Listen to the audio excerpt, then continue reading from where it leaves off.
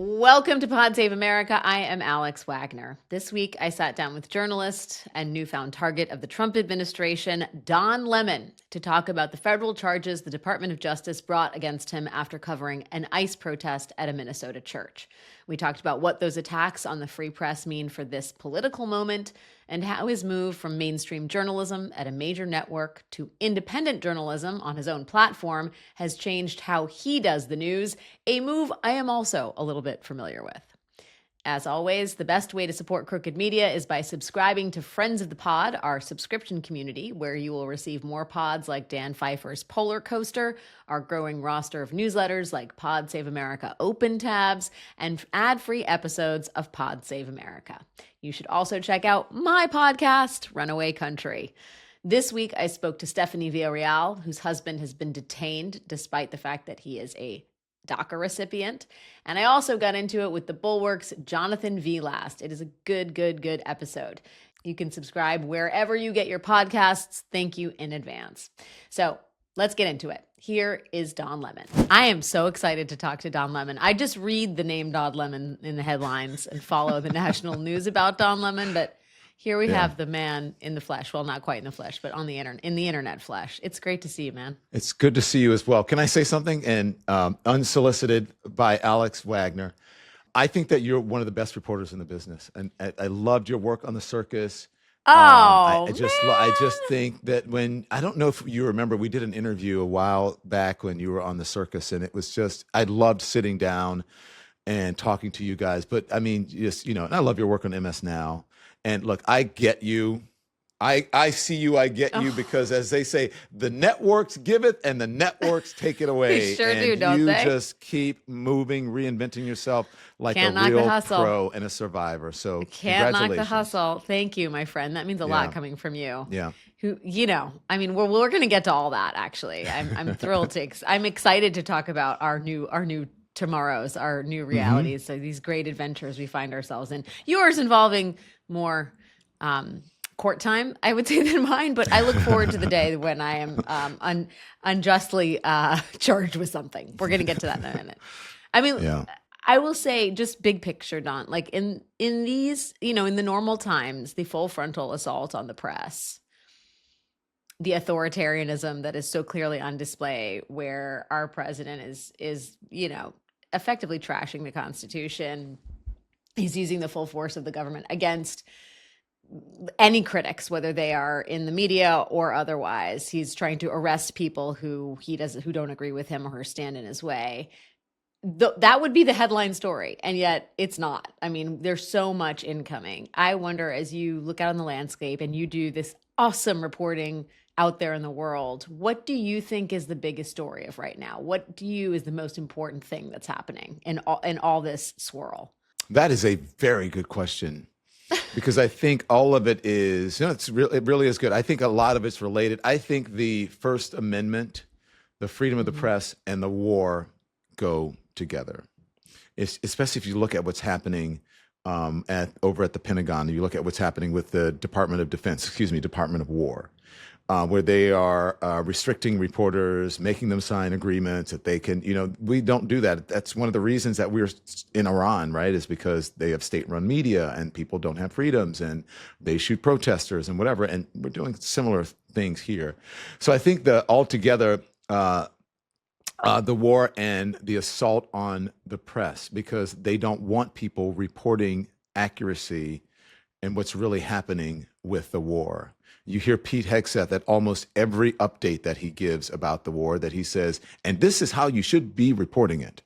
Yeah. And then that has seeped into Donald Trump saying the very same thing. You never know that when if you listen to the fake news, right?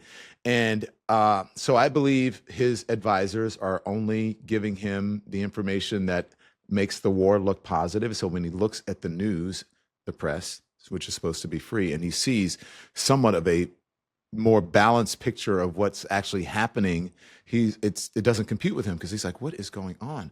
This is not what my advisors are telling me. We're doing great. Look at how much we bond. So I think those are the two things. And I am surprised that it is not one of the leading stories every day, the assault on the press. And my arrest it's way bigger than me, because if they're coming for me, this independent person, they're coming for you, but they've already neutered the corporate media. So I think I'm surprised that it's not out there. I'm surprised that it's not a bigger headline because it affects everyone, the press, whether you're in streaming, whether you're print, whether you're a broadcast journalist, whether you're magazines, even publishing. And so if they can tell you what you can't write, what you can write, what you can't write, where you can report, how you can report it, then what's the purpose of the First Amendment freedom of the press? Then what is it? It also just challenges the basic idea of shared reality and facts, right? Yeah. I mean, if you no longer if you refuse to recognize a truth that's inconvenient, then what does a truth matter ever? I mean, it's just information that's weaponized for personal or partisan gain. And that's not a world. I mean, that makes living in a world, to say nothing of living in a democracy, pretty complicated.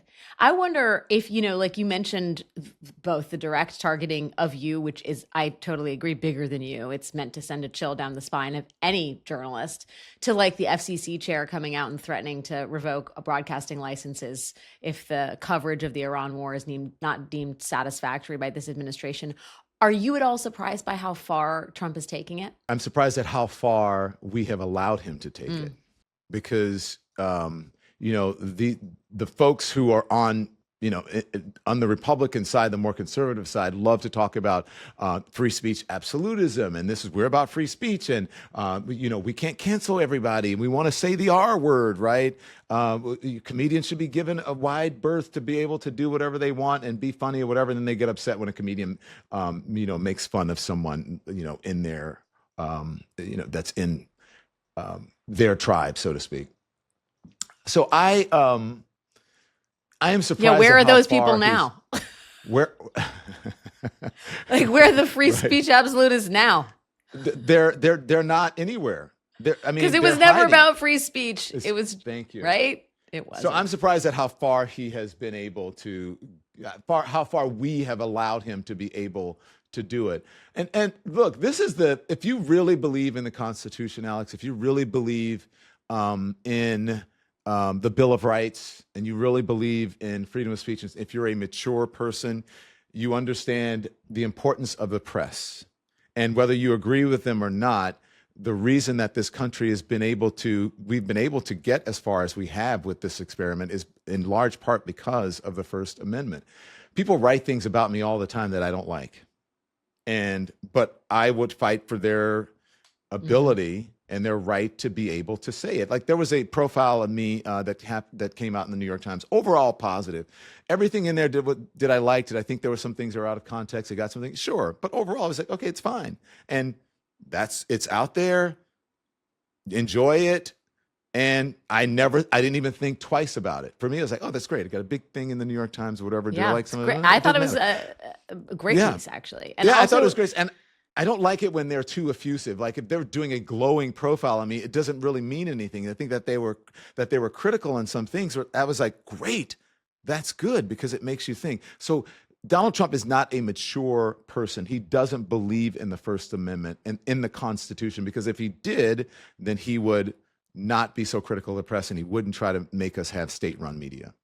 Well, it's the essential notion of a presidency is you want to be aware of all sides of a debate, even if you don't agree with it. And like, that notion of a team of rivals extends to every part of the democracy, right? Like, we're a two-party democracy. We're going to be a push and pull. It's never going to be perfect, but it's not about annihilating one side and declaring victory. Let's talk. When you've had like just this extraordinary year, and it's only March. My God.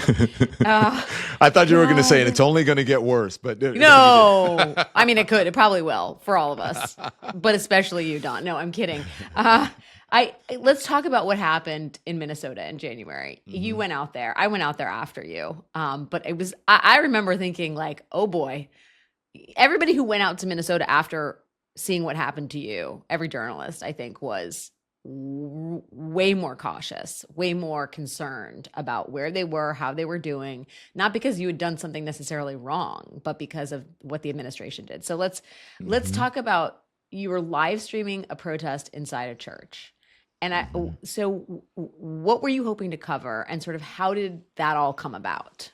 Well, as you know, this is still going on. So what I will to the degree say they can is, talk about it. Sorry. So yes. So what I will say is that I went there. There's no conspiracy, which is what there's no conspiring. A protester is a protester. A journalist is a journalist. I didn't even know where they were going to go. I didn't know until, we got there and we're like, oh, this is where we are.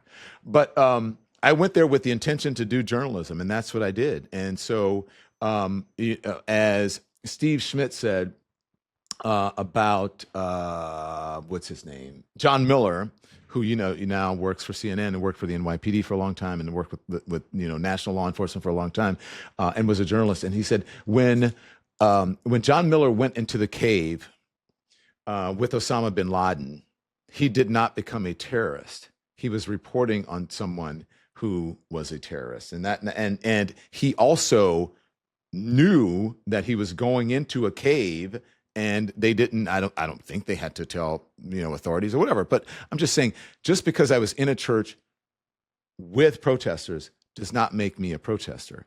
And so, and if just because you may disagree with questioning people, it doesn't make me less of a journalist that you disagree with my questions. That's kind of what the whole thing is about. So that was my intention. And I wasn't even going to go there. I just happened to be going to Chicago to host the Martin Luther King Day breakfast for the Reverend Jesse Jackson's Rainbow Push Coalition. And I was talking to my husband. He goes, maybe you should just take a stop. And I said, yeah, maybe I should go there. And just go. I was only there for like 6 hours, 7, not even that long, maybe 6, maybe 7 hours. It was extended because the flights were late, snowy and all that. But that was it. I didn't even know the people who were part of the protest. They had been on my show like a Thursday before, but I didn't know them personally. I'd never met them in person. Very little communication with them besides coming on the show. Even if you did know them, and even if people were offended by your questions, that doesn't make you any less of a journalist. Do you know what I mean? In defense of that, like, I know plenty of people that I interview, and that still makes it journalism. That does not disqualify it from being journalism. And I will note in that live stream, you recognize that there are two sides here. And at one point you're like, maybe they could get together and talk and figure this whole thing out. I mean, it was like the idea that this was somehow that you were inciting some sort of offensive or wounding engagement that caused suffering and harm is like, I don't know. I just, as a layperson that watched the journalism that you did, it all seems quite cocked up. And I don't know the degree that you can tell me about this, but we can always cut it out and post if you can't. Like, the case that's being brought against you is like, I mean, ironic is not the right word to use. I think it's like designed to be offensive, and it is deeply reflective of a Department of Justice that likes to use race in a pernicious and damaging way. They are charging you with a law from 1871 called the Ku Klux Klan Act. And that historically is a law that's been used to protect against white supremacist violence. Now it's being used against you, a person of color, alleging you were part of a conspiracy to intimidate churchgoers. As one of the country's most prominent Black journalists, do you think that this is a sort of deliberate play here? Yeah. I mean, look at the people who were arrested. They're Black journalists. Is it a deliberate play? Yes, of course it is. I mean, everything is calculated with this administration. And anyone who is writing or prosecuting this, I feel that they should be embarrassed, especially if they are any sort of person of color or a woman, a minority who's used to being, discriminated against. Did I think about that? Absolutely, I thought about that. That's just the symbolism of it. And especially considering the history of this country. One of the biggest stains on this country is slavery. And then from slavery, Jim Crow. And everything is not, just because something is Black doesn't mean the other is white. Everything is not equal in this country. There were people who are part of a culture or a part of an ethnicity in this country that have not been treated fairly for the for longer than this, the majority of the time that they or we have been in this country. And so, yeah, I think it's designed that way. Yeah, and it is pernicious. But I also believe that there is a reason that it happened to me, is to show, I believe, the hypocrisy of this and the pernicious nature of it will be illuminated because it's me. Yeah. And so at the end of the day, I do believe that I'll come out on the right side of this. And when that happens, I think people will, ultimately realize, and I think there are going to be a lot of people who are embarrassed. And, so I thought about that as I was sitting in a holding cell, about people just because they don't like what you're saying or reporting or who you are, that they can take your freedom away. That's huge. And I do think that the people who are doing it should suffer some consequences. I think that there is a malicious intent in nature of what they're doing. It's malevolent. It's malicious. It's evil. I would take it and one racist, step further. and it's racist. Yeah, let me get I that. do think and it is racist. Yes, I was going to say, I think this is that's the first really part. I should have said. This is a really it's part of a suite of actions from this administration, assisted by the Supreme Court, to first of all whitewash America's racist history and the legacy of slavery, by saying that all of the civil rights protections that we have in place are effectively reverse racism against white people, and to weaponize the legacy of King, to weaponize things like the Ku Klux Klan Act against people of color, and therefore render the idea of disparity and institutional racism sort of moot, right? Like no one's a racist, everyone's a racist, white people are being discriminated against, and therefore any protections that exist in our society should be done away with because it's all kind of meaningless. I mean, I think that's the kind of natural endpoint, is to effectively turn back the clock, and get rid of all the gains made on race and in civil rights in the last, I'd say, 100 years. I really think, and using you as a kind of example of oh yeah, see, we need to protect the country. White church congregants need to be protected from the Black menace. Don't at us about the Klan and all that Black people suffered. Look what's happening to white people with these Black people storming their churches. Do you know what I mean? I feel like it's a way of making white people feel better about the history they have in the United States of America, but also rendering that history, the real history of America, less potent, less malignant. And that's fucked up. Well, the first thing I'll say is, I'll let you say that. That's what I'm saying. I think it's a very cogent and articulate argument and logical. I believe, not that I'm correcting you, there is such a thing as reverse racism. Reverse racism would be equality. It's racism. Racism is racism, no matter if you're doing it against an Asian person, a Black person, a white person, or whatever it is. So, when people say, well, white people are the victims of reverse racism, I'm like, really? But what does that actually mean?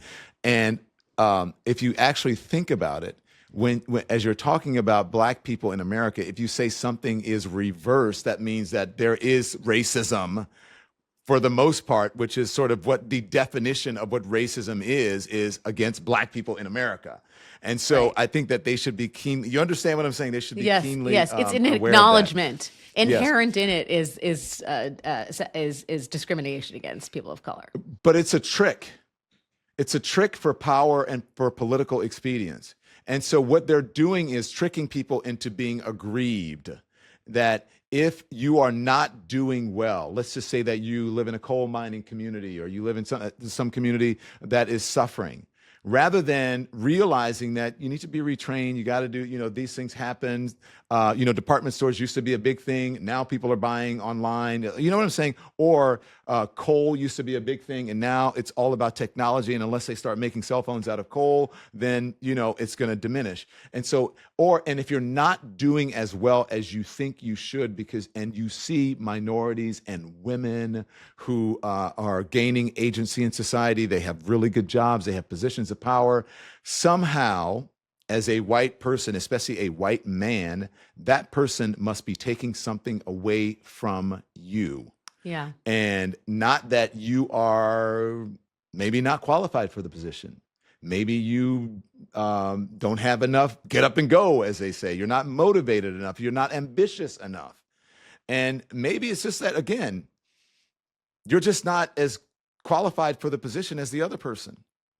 And so, I think that's a trick to make you vote for them. Donald Trump is very good, and especially this MAGA, very good at making people feel aggrieved, and that and fear are great motivators. It makes people sit in front of the television all day and watch Fox News and go, yeah, that's right, and go reverse. They're discriminating against white people. And if you ask them, really, if you think that white people are being discriminated against, ask them, would you change positions? Would you be a black man in this society? Would you be a black gay man in this society? Would you be a woman or a black woman in this society? Most of them will go, well, hell no. Because, quite frankly, white people and white males, I think, have it pretty good. Pretty good Yeah, in I'm this going to country. guess to say a lot of white male Trump supporters not that interested in being people of color, to say nothing of the power grid, but just Yeah, but that doesn't mean that there culturally aren't poor white Americans, that white Of Americans aren't course. struggling. I'm generalizing overall, right? Well, And I think so- that's part of it too, is that it's the zero-sum race game. And all of this, I will just say, is explored so brilliantly by my friend Heather McGee in her book, The Sum of Us, which is like the idea of if someone else is doing better, that means you're doing worse. And in fact, and the example she uses is during segregation, in lieu of having black kids and white kids swim at the swimming pool together, some communities shut down the pool entirely. And that's basically what we're doing to our society. Rather than saying we're better together, there's some for all, we're like, let's just shut the whole thing down so that we don't have to deal with each other. And that Well, it just so happens, I leaned out of the screen for a little bit because I wanted to pick this up. I did this very similar to what you just said. I wrote about this during George Floyd in the summer of unrest. This is the fire, what I say to my friends about racism, and what I tell, meaning mostly my white friends, about racism. And it debuted at #1 in the New York Times, and it was really great. Of course it did. Because, not that, I just think there was a right time for it, but there's also explanations in there about what you just said and how they are able to co-opt people almost in a cult-like way to believing that if those people, things would be better if we just stopped talking about racism, if we just sort of ignored about slavery, if these people could just pick themselves up by their bootstraps. Have you ever tried to pick yourself up with bootstraps? And especially if you don't have any boots, how you do it? Get into some real boots and try to lift yourself up and see if you can do it. But I'm just, I know it's a term, but it's not a real thing. And, so I think we need to really sit down and talk about and come to an understanding about what this country really is, which is, I don't think that we are going to do it as long as there is a Trump administration in place, as long as MAGA and Christian nationalism are front and center in this country. Pod Save America is brought to you by ZBiotics. Got to tell you about this game-changing product I use before a night out with drinks. You know what I'm going to say. You don't have to tell me anything about ZBiotics. It's called pre-alcohol. It's the greatest invention since the automobile. I Steam engine. Went out, had a few drinks last night. How'd it go? Look at you on a school night. I know. Wow. I had a dinner with a mutual friend of ours just to catch up, and 3 drinks. Pre-alcohol first. Woke up feeling completely fine. See, that completely would, fine. Without ZBiotics, that would not be the case. Would not be the case. You would still be in bed. ZBiotics pre-alcohol probiotic drink is the world's first genetically engineered probiotic. It was invented by PhD scientists to tackle rough mornings after drinking. Here's how it works. When you drink, alcohol gets converted into a toxic byproduct in the gut. It's a buildup of this byproduct, not dehydration, that's to blame for rough days after drinking. Pre-alcohol produces an enzyme to break this byproduct down. Just remember to make pre-alcohol your first drink of the night. Drink responsibly, and you'll feel your best tomorrow. March is a marathon of social events, from the slopes to the bracket watch parties, Tommy. Pre-alcohol is the tool you need to fully enjoy the end of winter. Go to zbiotics.com/crooked to learn more and get 15% off your first order when you use Crooked at checkout. ZBiotics is backed with a 100% money-back guarantee, so if you're unsatisfied for any reason, they'll refund your money, no questions asked. Remember to head to zbiotics.com/crooked and use the code Crooked at checkout for 15% off. Pod Save America is brought to you by Mint Mobile. I don't know about you, but I feel like keeping my money where I can see it. Unfortunately, traditional big wireless carriers also seem to like keeping your money too. If you're fed up with crazy high wireless bills, bogus fees, and free perks that actually cost more in the long run, then switch to Mint Mobile. Stop overpaying for wireless just because that's how it's always been. Mint exists purely to fix that. Mint Mobile is here to rescue you with premium wireless plans starting at $15 a month. All plans come with high-speed data and unlimited talk and text delivered on the nation's largest 5G network. Bring your own phone and your own phone number, activate with eSIM in minutes, and start saving immediately. No long-term contracts, no hassle. Ditch overpriced wireless and get 3 months of premium wireless service from Mint Mobile for $15 a month. $15 a month. That is very cheap. That's a lot less than you see advertised for the big wireless carriers. That's why our pal Nina switched to Mint Mobile. Won't stop talking about how great it is. If you like your money, Mint Mobile is for you. Shop plans at mintmobile.com/crooked. That's mintmobile.com/crooked. Upfront payments of $45 for 3 months, 5 gigabyte plan required, equivalent to $15 a month. New customer offer for first 3 months only, then full price plan options available. Taxes and fees extra. See Mint Mobile for details. After your arrest, the White House tweeted out, "When life gives you lemons," with a chain emoji. Mhm. Like, the White House cheering on the arrest of a journalist, a Black journalist, with slavery chains. I mean, did you, first of all, ever, you've been in the crosshairs of this administration before, right? Like, Yeah. you know what it's like to be a journalist at CNN, to have a big platform. But what did that moment mean to you when that tweet went out? If you really want to, I'm not surprised. And look, I'm a big boy, and what I just kind of shook my head, Alex, like, but I only think that made them look bad. I think that I do believe, I thought that that was sort of a test to see how that went over, and I don't think it played well in the public. And I think that after that they quickly realized it, and they tried to squash it. They didn't go as far as they could have with it. And I do think that they underestimated where the public sentiment would be in this particular thing. Even conservatives saying, okay, guys, this is way too far. Because what happens if they're a Democratic administration and we start doing this to them, and they start doing this to us, then we're in trouble. So, I looked at it and I was like, okay, whatever. I'm not surprised. Is it disgusting and racist and inhumane and bigoted and all of the things? Absolutely. But I don't sit there and dwell on it, because I have great legal counsel, and all of the things that they have done will pay off in court. And that's where I intend to fight this. Yeah. Yeah, because I know that your lawyers, and again, if you can't talk about this, just let me know. But your lawyers want to see the facts that the government presented to the grand jury in order to get the indictment, because they're saying, we don't really trust whatever facts the government gave to the grand jury. Like, they have a history of, what is it? Your lawyers are pointing to what they call a small but growing body of case law involving the government engaging in highly unusual conduct, simultaneous to political pressure to bring charges and misstatements of the law at the highest levels of government. I mean, they see this persecution effectively. And they want to see what the government case is for all of this, because they look at what's happening to you. I know James Comey is another person cited as an example of this government, this highly unusual government contact. Letitia James. Tish James. I mean, Can you talk more about that, or how optimistic you are that you're going to get more insight into the justification the federal government is using to charge you criminally? Well, I don't know what's going to happen in that ruling, because this is all public knowledge. This has all been in the public legally, so I can talk about it. So that's what my attorneys filed, and they believe that will be illuminating. And obviously, if they file that, they believe that there's something in there that may show the abnormalities. Is that right? The abnormalities, or the anomalies, or whatever in their prosecution of me. This went to three. It went to a magistrate judge, and usually after the magistrate judge is just like, okay, well, that's it.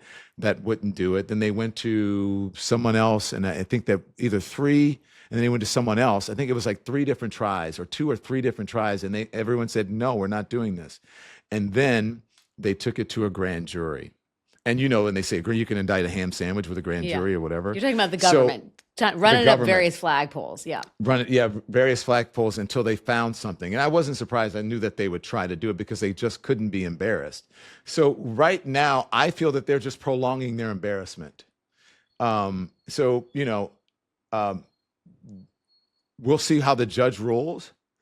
And if there's something in there, then I think that's going to be problematic, really, for the government. And if there's nothing in there, if the judge or if it is deemed that there's nothing in there, that it wasn't abnormal, then so be it. But still, I still think that it's, at the end of the day, it's going to be, I'm going to, end up on top. I'm going to end up the winner in this. I think maybe you already have, Don. In a way. I've heard that. Why do you say that? I just feel like, first of all, I mean, I know it's been difficult, and I want to kind of talk a little bit about the arrest part, but it is brought to the fore in such a concrete way, the way this administration is going after people, the inherent racism of its maneuvering. It's given you an extraordinary plot. People are really paying attention to what's happened to you, what's happening to you. And I'm not just saying that from like a business level, but I just mean, your voice is essential right now. Your struggle is, I'm not going to say universal, but it's much bigger than you. I mean, and it's really crystallizes the essence of this administration, which is all of its fascistic impulses. It's the authoritarianism that is, the order of the day. I mean, in that way, it has been a victory for people who've had a hard time really pinpointing the malignant nature of what's happening right now. Although, of course, you're still facing trials. So let's talk a little bit about what's happened to you in the sort of first of all, were you freaked out by the fact that, you're an independent journalist and there is some safety, like being as someone who used to work at MSNBC, now MS Now, there is some safety, there's like a whole bunch of lawyers that work for, it's huge safety. They just say, the lawyers will take care of this. And you just go, okay, you show up for whatever it is. And that's exactly. It. Yeah. And you didn't have that, right? Like you do have incredible representation, but were you scared initially? About like before or after? Or just like as it's happening, you're like, oh, they're gonna. I mean, like this. They charge you while you're in Beverly Hills, I think, right? And like, maybe you knew this was coming because Trump was telegraphing all of it. But like, when it first happens, are you like, oh God, like I'm on my own here? No, I'm Alex. I am. As Dr. King says, I'm not fearing any man. I don't fear that kind of thing. I am lucky and fortunate enough to have some agency and the ability to be able to fight this. And there are people who cannot. There are people who cannot pick up the phone and call Abby Lowell and say, will you represent me? And so for those people, that's where out of this process, I've learned more and become appreciative of the folks who are able to do this, like myself. And there's a greater understanding of some people cannot do this, because I know it's a very expensive process. It's a very taxing process. And so people are all the time, even by this government, maybe they don't have the resources to be able to do it, but I'm very fortunate somewhat. It's really, that doesn't mean that I can afford to go the distance with the government, but we'll see. Was I angry? Was I scared? No, I wasn't afraid. I was the only time I was a little bit startled when they grabbed me in the elevator because I thought I was being mugged. This is when they first are charging Yeah, you. when they finally did. Now before that, they were saying that they were going to do it. Yeah. I'll give you something that nobody else knows. Is that before that, there were people who were staged out, who were parked outside of our home in New York City and would follow us when we got into the car. And I have never said that to anyone. And I don't know who they were, but usually people don't follow me. A group of cars don't follow me when I'm going to eat dinner with my friends or when I call an Uber or whatever. And so that was a little bit unnerving, and like the nerve, even if you have not gotten permission from a judge or a court to be able to detain me, then you shouldn't be able to follow me. Do you know what I'm saying? You should not be able to follow me around. So that was a little, innocent until proven guilty. And then once that happens, okay, let's do it. So there was frustration in that. And when I said it was a little startling, but there was some frustration in that this was all so unnecessary. Because the reason I wasn't afraid is because I have people who are in the business and they said to me, we're hearing your name a lot. They're speaking, from folks who are in power. So maybe it's time for you to get a war room and maybe you should reach out for some representation. And I did that. So I felt like, okay, if this does happen, then I'll be taken care of to the extent that I can be taken care of. But it was also unnecessary. It was a waste of resources, a waste of tax dollars, because the first thing my attorney did was send them a letter saying, if you are serious about this, then let us know. Let's get this process started. He will self-report and turn himself in. Nothing.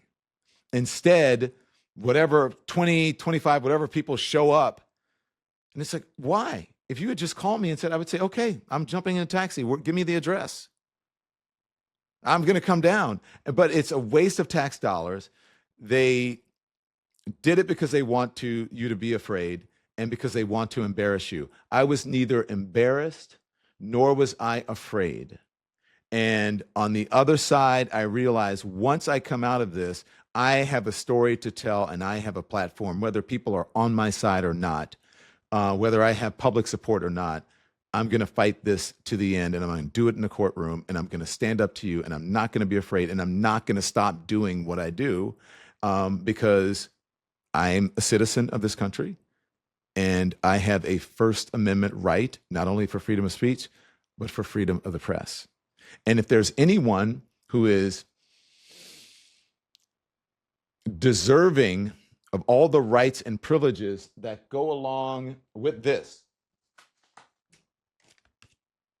right? If there's anyone, is someone whose ancestors came here involuntarily and who has faced discrimination and racism and whose ancestors came over in chains. And so I believe it's me.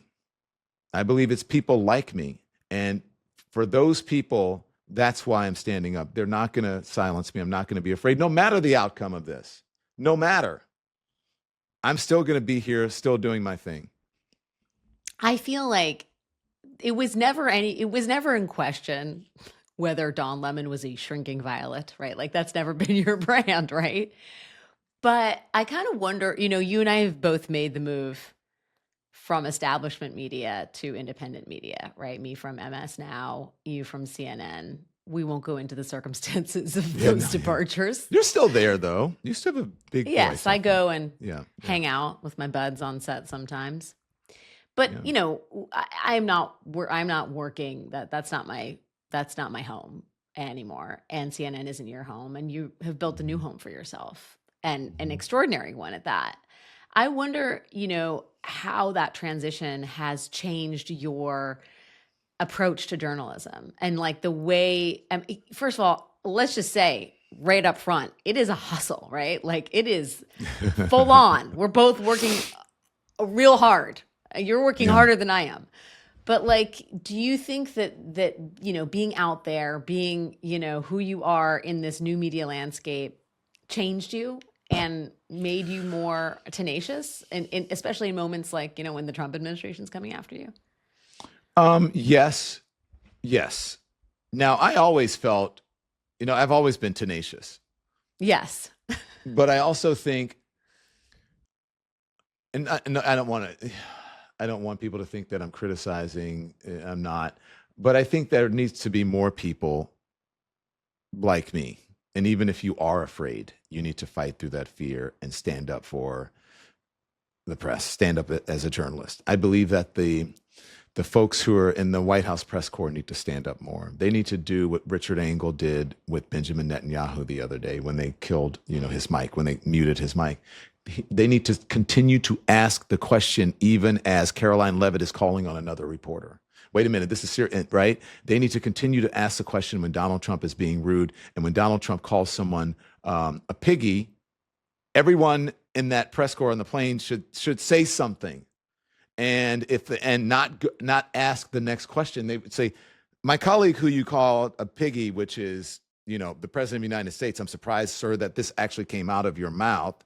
My question is her question." So I believe that people should be more tenacious. I believe that journalists, and I've always believed this, maybe I'm naive, they're like doctors and lawyers, do no harm. And the way to do no harm to the public is to fight to have them educated, to be informed, and to stand up to power. And that's what we're supposed to do. So I think every journalist in this time should be doing that, and even the journalists who are in corporate media. And I know you're worried about, you got to pay for your kids' private school, you got to do all these things. I get it. But I think if more people stood up to the corporation, to the conglomerates, to the powers that be, to the gatekeepers, I think we would be in a better place right now. And especially the people, even more so than the journalists who are sitting at the desks, who are out in the field, who are in war zones, even more so the people who are assigning them to these positions, who are putting them on the anchor desks, who are deciding who gets to be on what program. They should be standing up to the powers that be as well, because that's what journalism, we're supposed to do without fear or favor. We're supposed to do it, we're supposed to hold power to account. Otherwise, then you get a dictatorship and authoritarianism. So I've been surprised by, and especially my exit from CNN, I was surprised by how many people lacked the courage to be able to say the right things and do the right thing, and how many people were just wanted to survive. And if you're a journalist, you can't just want to survive. You have to want to protect the Constitution, and you work for the American people, not for the government, and actually really not for the company. You work for the American people. I feel like it's like your essence is in full flower. Like you are destined for this. Like you're out there. you're out there. I mean, you're out there. Do you think I'm nuts though? Because am I naive? It's what really the moment do believe demands. That. I mean, but the other thing, the thing that I think people, if you are a lemonhead, you know this. But like one of the things that really does set you apart is you're out there talking to people on the streets. You're like moving around all the time. After this, I'm going. Which is first of all, as someone who loves field reporting, I think it's like the essence of journalism, and we've completely lost it in mainstream institutional media. Why'd you decide to do that? Why was that important to you? Because I noticed that there was a disconnect between what I was hearing, on sort of the mainstream. I hate that term, mainstream media, but that's what it is, between what I was hearing. And I also know when I did the reason that I became an independent journalist is because, I could have done something else or not done anything at all. But the reason I took the path that I'm taking is because I wanted to be closer to the ground. I wanted to be out there with people. And during the 2024 election, when I started just going out doing man on the street interviews, which, I think are really important because most interviews are man on the street. If you go to breaking news and you're talking to people that were there for the breaking news, that's man on the street, right? And that's journalism. And when I started talking to people, during the 2024 election, I started hearing a lot of Trump. I like Trump, and from demographics that I didn't expect to hear it from. And it was eye-opening and illuminating to the response that I got. Well, to hear it, considering what you were, sometimes what you hear on the news, and then the response that I was getting from different news organizations, like some of the liberal folks, and even and people who are liberals. Why are you doing this? Are you curating these things? I'm like, no, I'm doing it.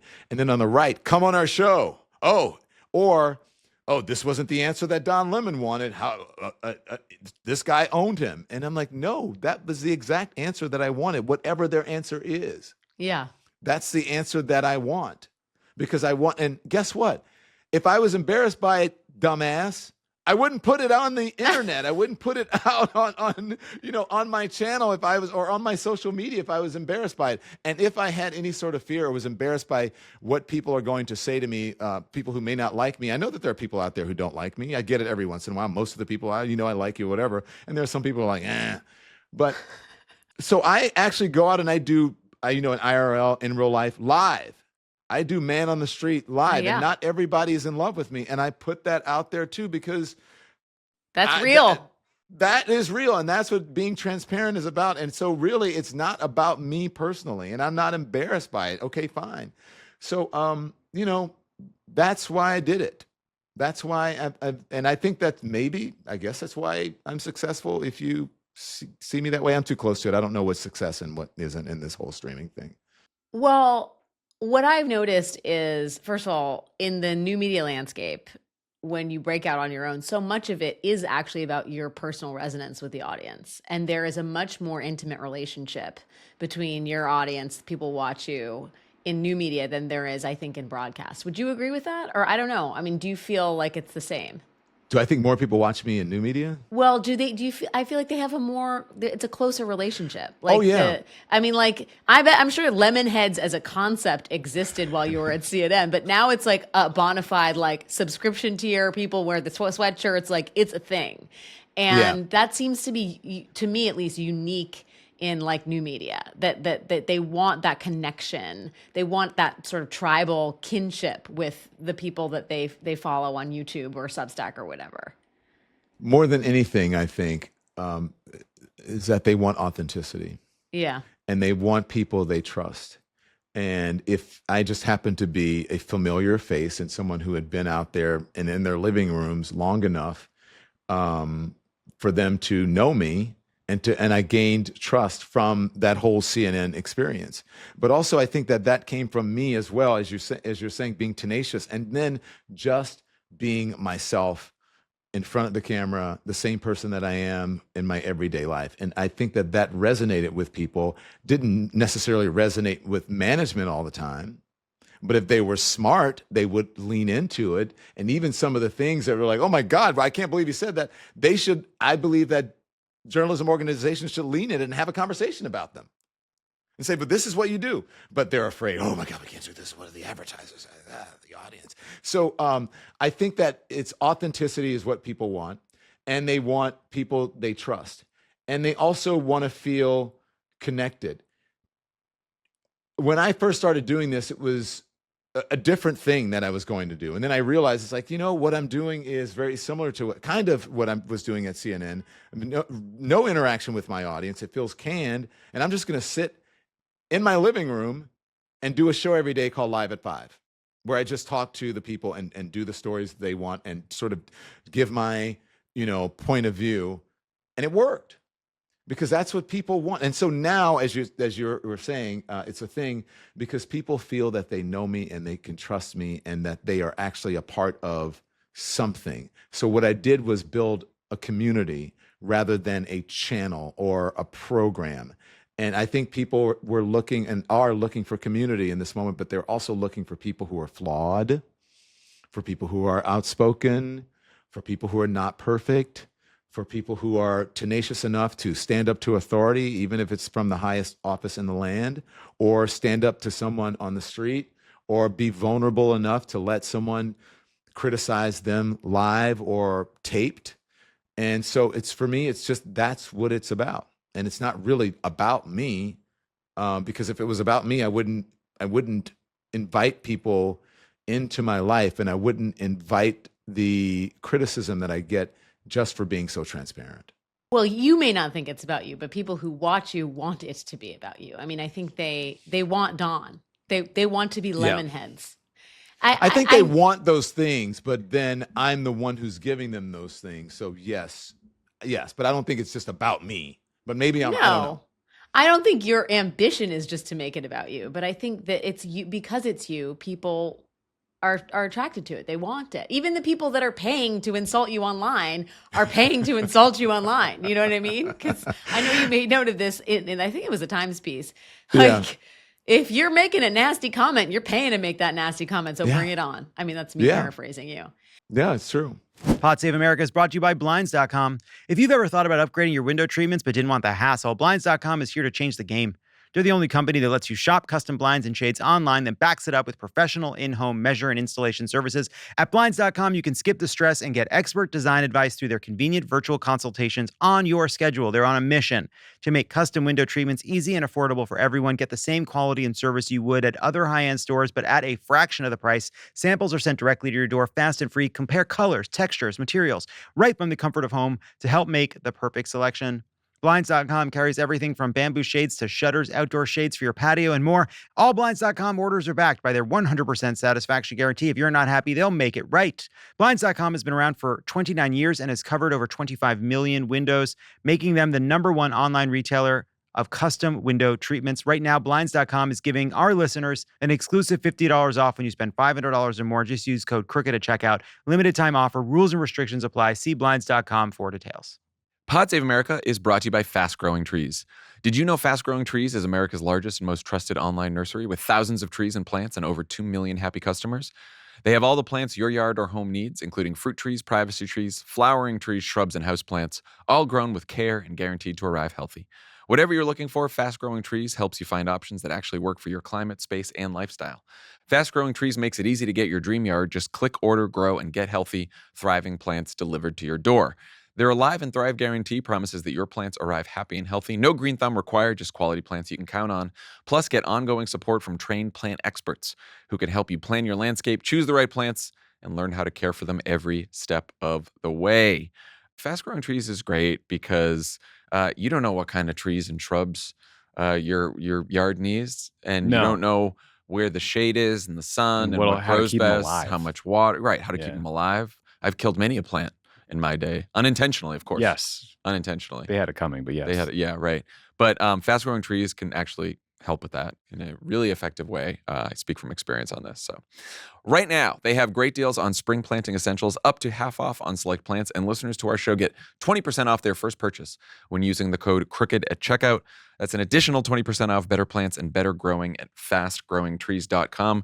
Using the code CROOKED at checkout, fastgrowingtrees.com, code CROOKED. Now's the perfect time to plant. Let's grow together. Use Crooked to save today. Offer is valid for a limited time. Terms and conditions may apply. I know you addressed this on your show on Wednesday, but I do want to ask because we're talking about the sort of what broadcast is trying to mimic. And there's been a lot of reporting on this, how they're trying to capture some of the authenticity and roughness of like this sort of podcast universe. And CNN is trying to emulate the style of a podcast using Jake Tapper. And I know Fox News has a sort of similar model with Will Cain. What do you think? When you saw that, what did you think of it? Well, I talked about it. I always, I have to say, I just have to be real. Like, I can't be fake about it. I know. That's why they're lemon heads. But the initial thing that I said, I thought it was a compliment to my colleagues, who I think are the best in the business, the best journalists in the world. And so I was saying that they don't need tricks. People trust Jake Tapper because it's Jake Tapper and he's credible. People trust Anderson Cooper because he's Anderson Cooper and he's an iconic journalist. And he's built his name and his brand on being out there in war zones and dodging bullets and moderating debates and holding people accountable 60 minutes. Like that is, that's some high level shit. And so they can do what they want to do, but I don't think that they should be trying to make their anchors into podcasters because their anchors are anchors, and they're in this elevated, vaunted position because of that. And I think they need to own that and should not diminish not only the anchors, but those 3 red letters that mean so much to people around the world. And so I'm not, disparaging them. I'm saying maybe this ain't it.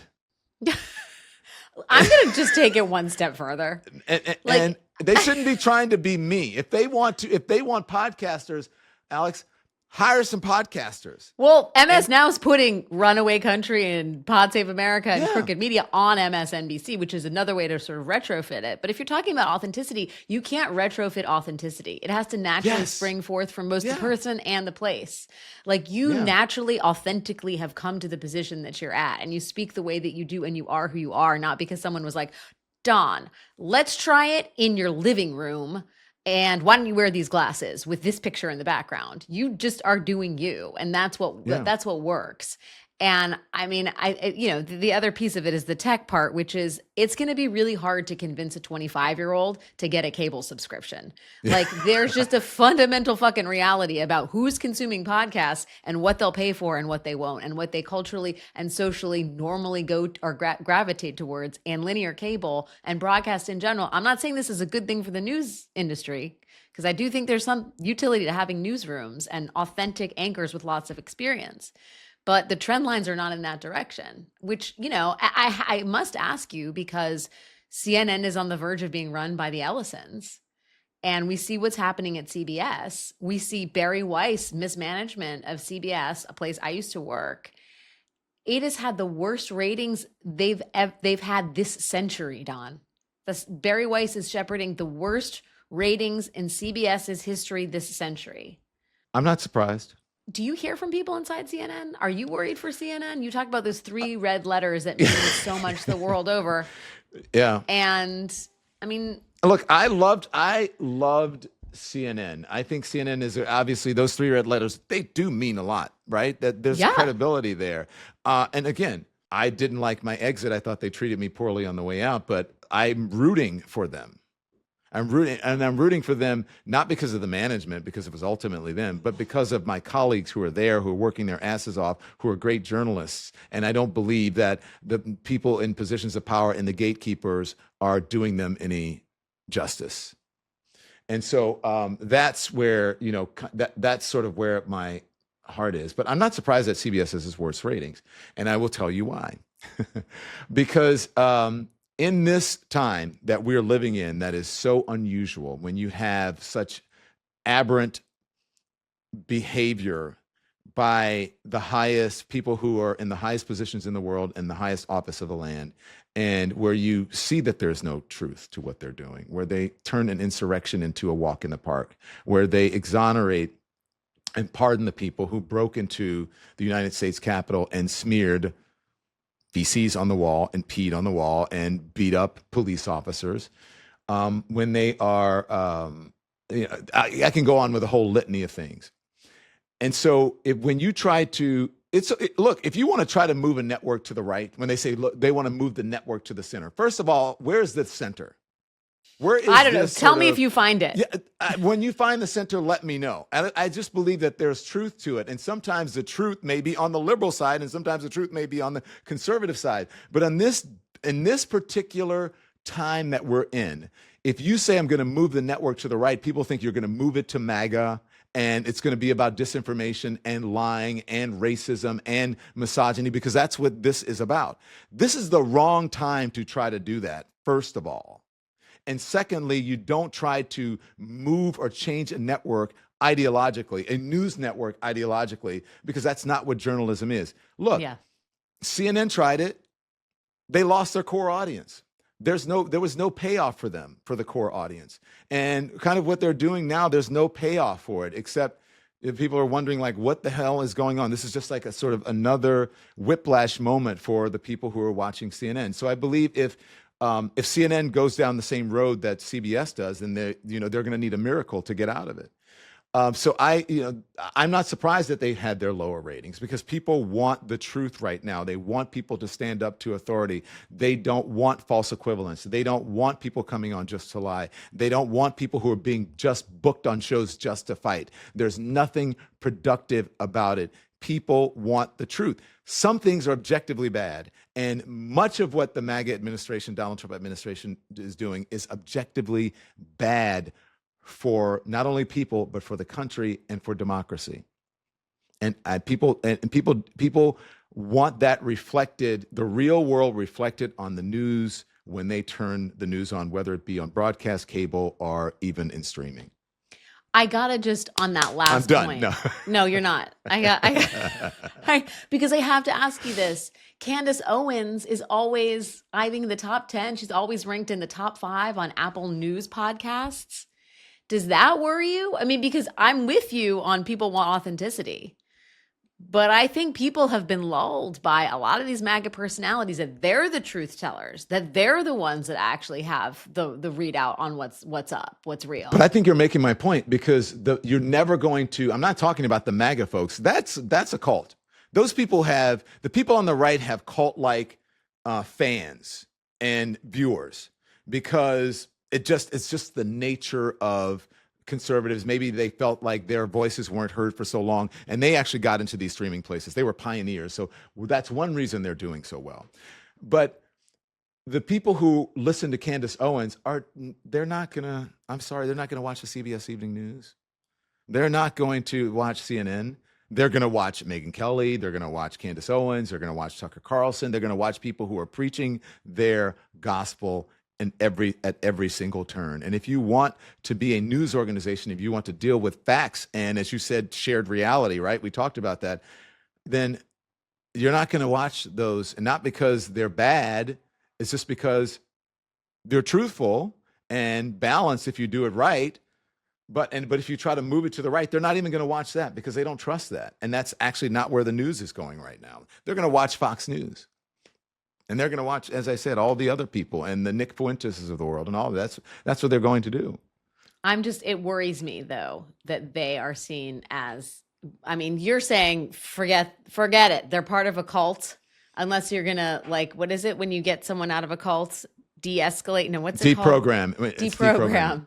They need to be I don't look at those deprogrammed. people as journalism or journalists. I look at them as influencers and streamers. I'm talking about the people who do what I do, what Pod Save does, what the Bulwark does, what Sam Seder does.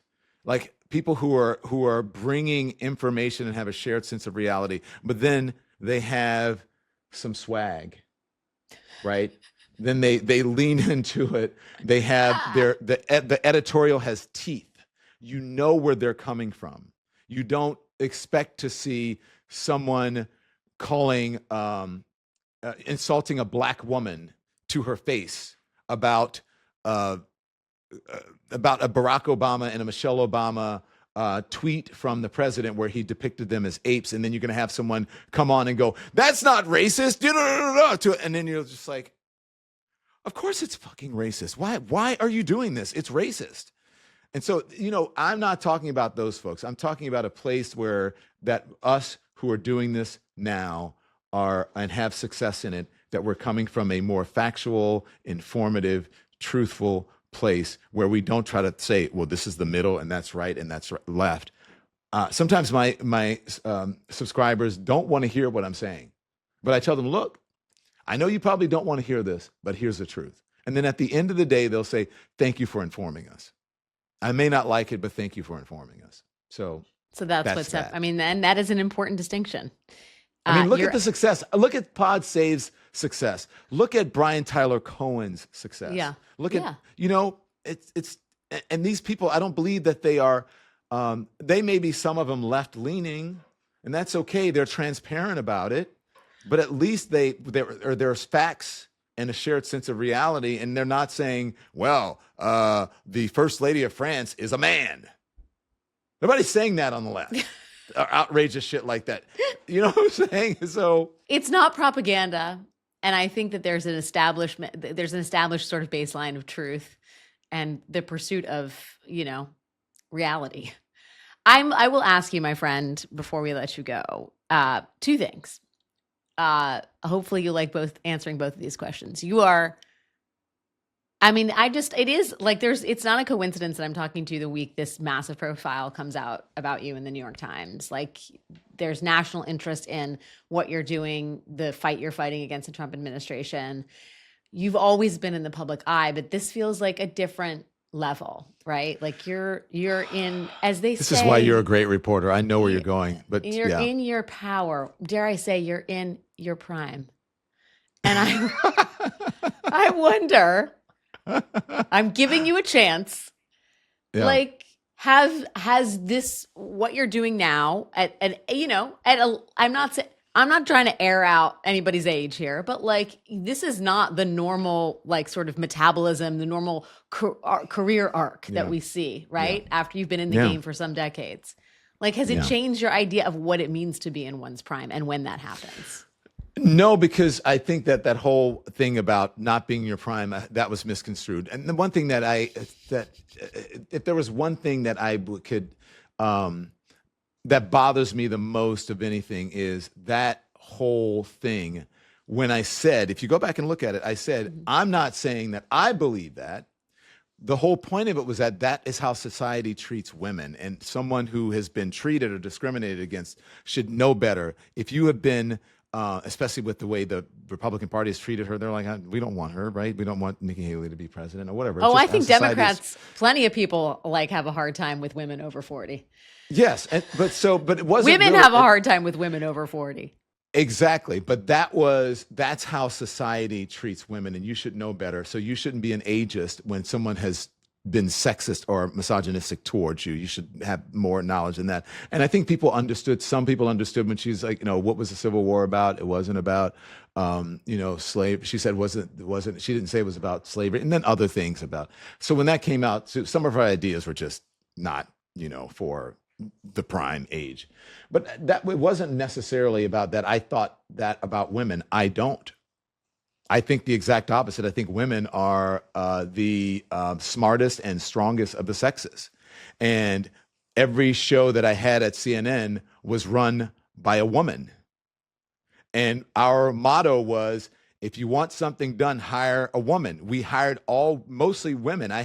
Finally, at the end, I had one, my personal producer was a man, but every single pretty much person on the show, my lead writer, woman. And I grew up in a family of all women.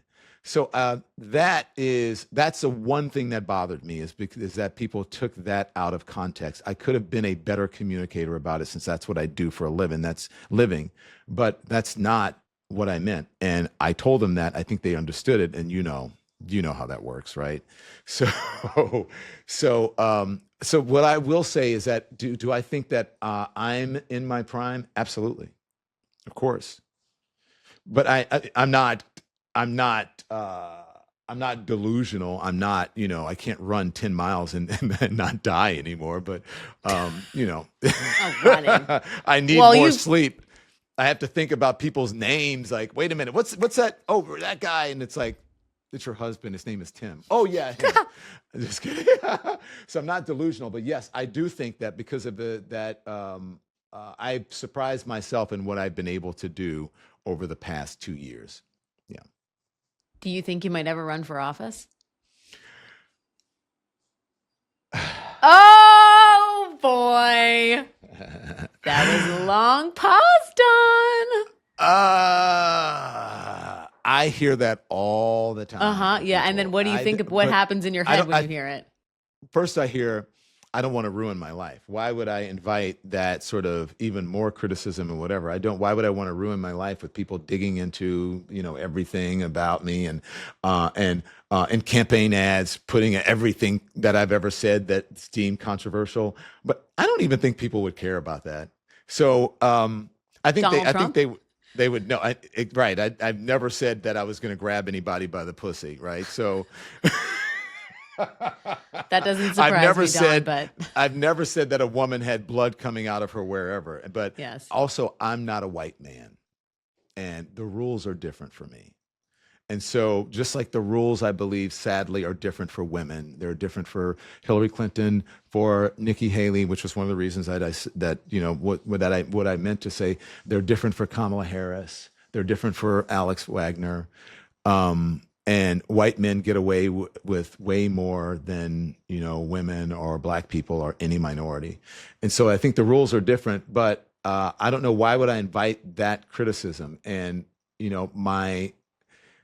the people my mentors will say, why do you want to take a pay cut? But it's not about money for me. So do I ever think about it? Yes. Could it happen? Yeah, it could happen. If the opportunity presented itself, the right opportunity presented itself. Look, if I wanted to, I know people are going to think I'm crazy. This is going to be the headline and people are going to laugh about it. I think I could be president of the United States. I could definitely run this country better than Donald Trump. Paper towel roll could, but yes, yeah. you would be a market improvement. As an independent, though, there would be a hard time for me to run for anything because, the way the system is set up, I'd have to choose a side.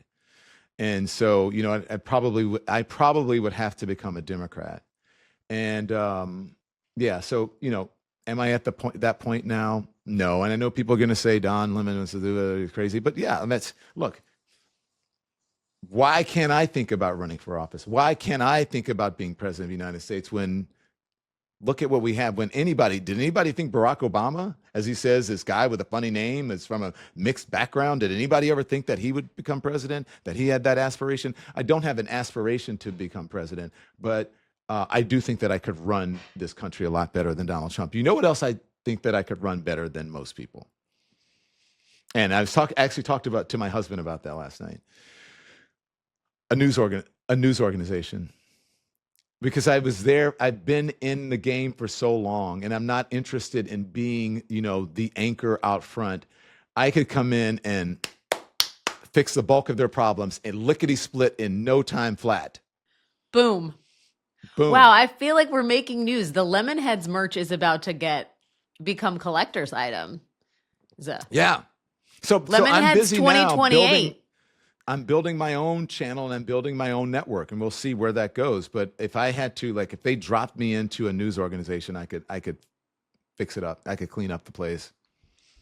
Don Lemon is ready to conquer the world, ladies and gentlemen. You heard it here first.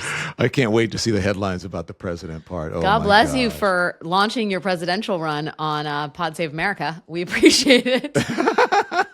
That would be the perfect place to run. And I forgot. I mean, look at also too. You're definitely running as a Democrat if that's the case, my friend.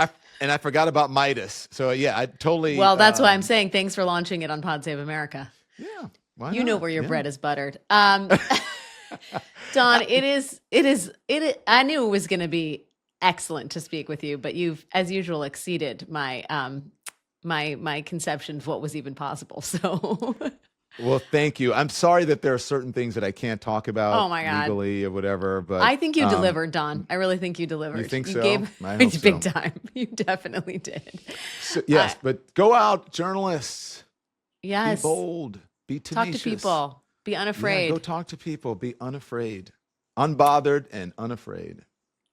Just like Don. Thank you, my friend. It's great to talk to you. It's great to have some time with you. And become a subscriber of the Don Lemon Show. YouTube, Twitch, Substack, Instagram, TikTok, Facebook, wherever you get your streaming, Apple Podcasts, Spotify, and iHeartRadio. There are many opportunities. Like and subscribe. Thanks to Don Lemon for coming on the show and breaking news. It's always a pleasure to have you, Don. Jon and Lovett will be back in your feed on Tuesday with a brand new episode. See y'all soon.